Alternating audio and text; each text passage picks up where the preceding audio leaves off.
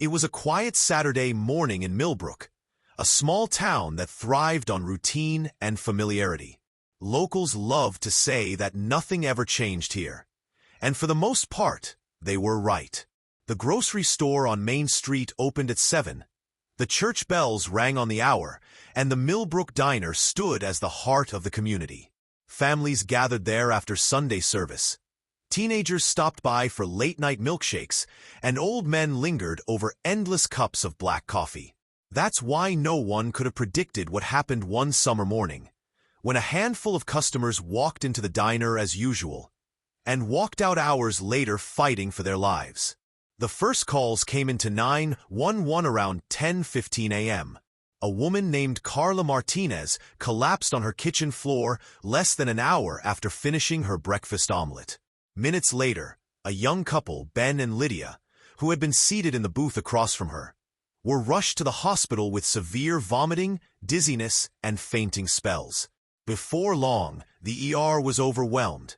At least 9 people, all from different parts of town, all reporting the same thing. They had eaten at the Millbrook Diner that morning. By noon, the once bustling restaurant was surrounded by yellow tape and flashing red lights. Paramedics wheeled out customers still clutching their stomachs, while police officers interviewed frightened employees. The owner, 62-year-old George Hanlon, stood outside in his grease-stained apron, looking dazed. He had run this place for more than 3 decades and had never once had a food safety complaint.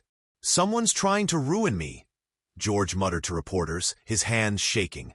"I'd never hurt anyone. Never." But rumors spread fast in Millbrook. Some said the diner's fridge had broken down, spoiling the eggs and meat. Others whispered darker theories. Maybe someone had slipped poison into the food. Maybe it wasn't an accident at all.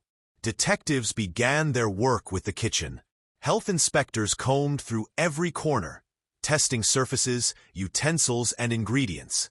At first glance, nothing seemed out of place, until they discovered a container of powdered seasoning on the counter, one that no employee recognized. Inside was a toxic substance, something no diner should ever have in their pantry. Now the case took a new turn. What had looked like food poisoning began to look like sabotage. But who would want to target George Hanlon's small-town diner? Theories multiplied. Some suspected a disgruntled former employee. George had let go of a young cook named Travis just weeks earlier for repeatedly showing up late. Others pointed to competition. After all, a chain restaurant had recently opened on the edge of town, stealing away customers. Could a rival have planted the poison to destroy George's reputation? And then there were whispers about George himself. Financial records revealed the diner was in debt. Insurance policies were updated just months before the incident. Could this have been a desperate scheme to collect money? One that spiraled out of control? Meanwhile, the victims struggled. Carla Martinez slipped into a coma. Ben and Lydia spent weeks in recovery, haunted by nightmares of that morning. Families demanded answers. Anger spread across town.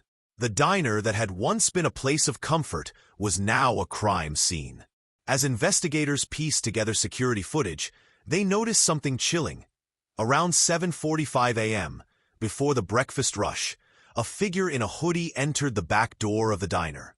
The face wasn't clear, but the movements suggested familiarity with the place. The mystery deepened. When police finally arrested a suspect, a former dishwasher with a grudge against George, the town erupted. Some believed justice had been served. Others doubted the evidence, pointing out how easy it would have been for anyone to slip into the unlocked kitchen. The trial dragged on, filled with emotional testimonies. George himself broke down on the stand, insisting he had nothing to do with it. The victims' families glared from the gallery, demanding accountability. The defense argued it was negligence at worst, a failure to secure the diner properly, not deliberate poisoning. And so the central question remained: was this a case of criminal intent, or a tragic mistake amplified by suspicion and fear? The jury's decision would not only determine the fate of the accused, but also whether the Millbrook diner, once the beating heart of the town, would ever recover from the shadow of that terrible morning. Was George Hanlon's diner the scene of an accident, or a deliberate act of poisoning? Guilty or not? For more chilling true crime cases, subscribe to our channel. Guilty or not?